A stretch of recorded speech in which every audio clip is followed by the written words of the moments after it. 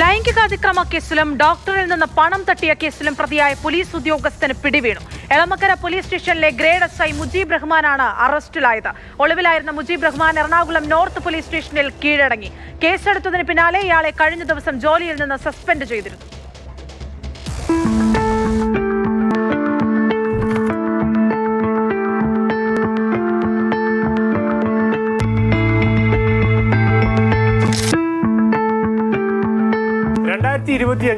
സെപ്റ്റംബറിലും December 18-നുമിടയിൽ പ്രതിയായ മുജീബ് റഹ്മാൻ പരാതിക്കാരിയായ യുവതിയെ Elamakkara police സ്റ്റേഷനിൽ വെച്ചും ഫോണിലൂടെയും നിരവധി തവണ സംസാരിച്ചിരുന്നു.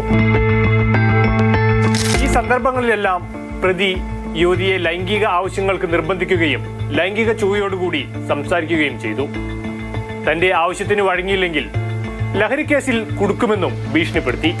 ഈ പരാതിയിൽ കേസെടുത്തതിന് പിന്നാലെയാണ് പ്രതി ഒളിവിൽ പോയത്. തുടർന്ന് നോർത്ത് CI മുൻപാകെ പ്രതിയായിട്ടുള്ള മുജീബ് റഹ്മാൻ ഹാജരായി. ഇതിനോടൊപ്പം തന്നെ ഈ പോലീസ് ഉദ്യോഗസ്ഥൻ പത്തനംതിട്ട സ്വദേശിയായിട്ടുള്ള ഡോക്ടറുടെ കയ്യിൽ നിന്നും 1.5 ലക്ഷം രൂപ തട്ടിയ കേസിലും പ്രതിയാണ്.